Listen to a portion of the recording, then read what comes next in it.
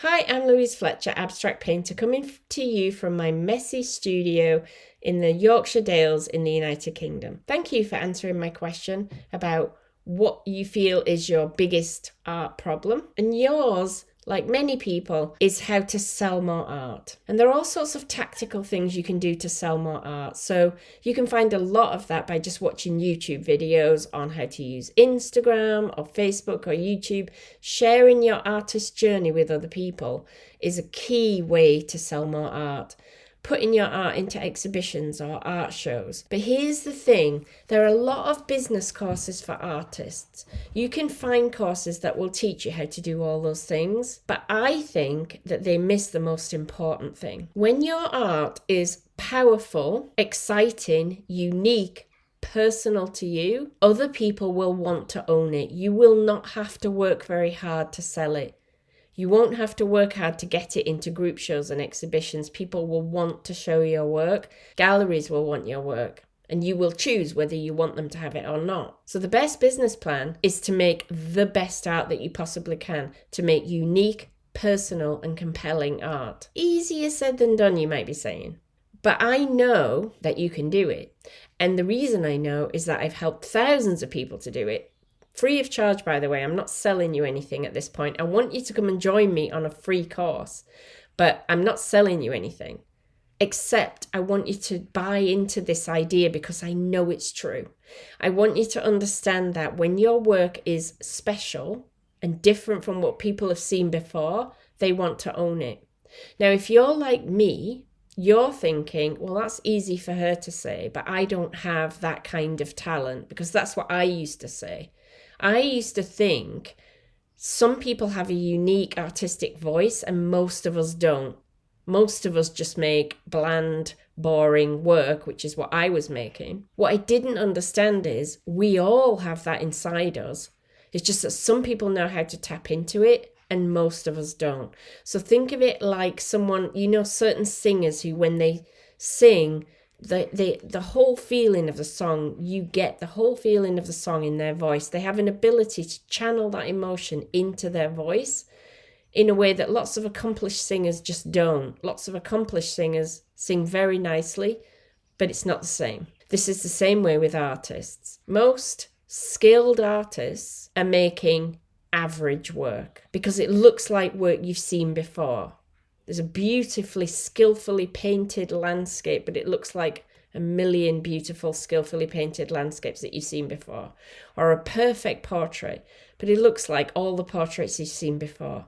Or an abstract, but somehow it's soulless. It just doesn't speak to you on any deeper level. And my mistake was believing that's because those people couldn't do it any better. Now I know that's not true.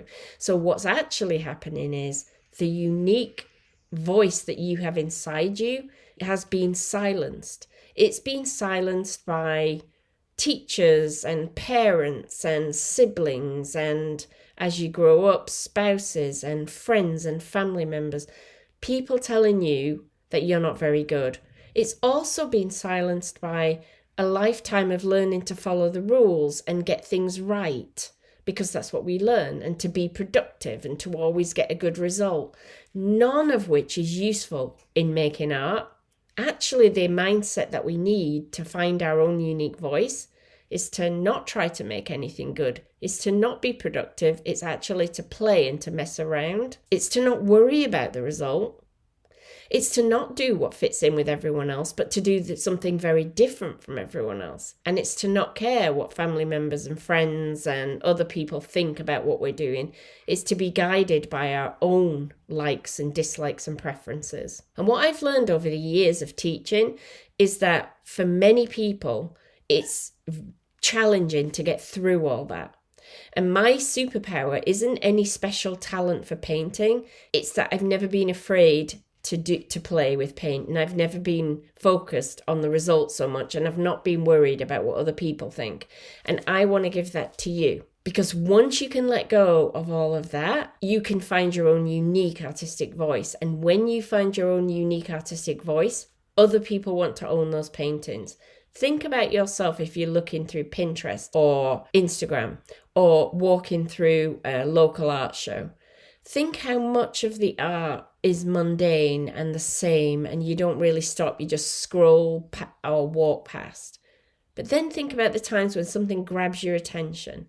It's something you haven't seen before, something a little bit different, something that just gives you that little jolt of excitement, because that's what we like in life. We like experiences we haven't had. We like looking at things we haven't seen before. It makes us feel more alive. And art does the same thing. And so we see it and we go, oh, and then we either like it or don't like it. Sometimes you will see something very attention grabbing and striking, but you don't like it.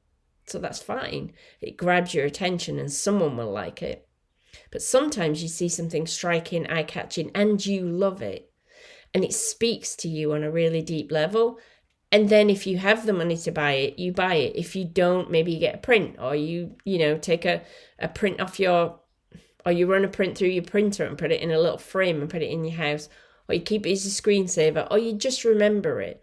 There are a couple of paintings I can remember seeing in exhibitions years later. At the time, I couldn't afford to buy them, but I haven't forgotten them because they were unique. And so I think it's a big mistake to focus on tactics on Instagram or ways to make good YouTube videos or how to get into an exhibition before you've focused on finding your unique, personal, compelling art voice. Because once you've done that, the rest will happen really easily and really quickly. I've seen it over and over again. Now, I am running this free 8-day taster course. And in that taster course, every year we have people who put one of the exercises that we do up on Instagram, and a family member or friend says, oh, can I buy that? They haven't even tried to sell it. They were just sharing it, and it's hit home for someone else because it's so exciting. So I want to invite you to come and join us on this 8-day course. It's quite simply the best thing I do all year. We get artists from all over the world, all different experience levels. And for 8 days, we just create. We ask questions, we chat to each other, we explore my ideas about how to make the best art.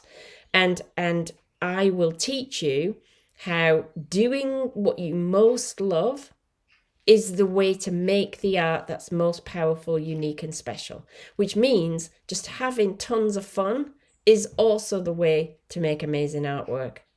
That is just like magic. How amazing is that? There's no other area of our life where that applies. So there's a link to sign up below. We start on May 20th. There is a full course after the free course. I'm not going to lie, but I don't want you to even think about that. And it doesn't matter whether you join me for the full course or not. The 8 days will change your life if you are in any way stuck with how to sell more art. So sign up below and come and join us, and let's get that art kicked off in a whole new direction and really ramp you up so that you are in the top few % of all artists in the world, and therefore you have no problem selling your work.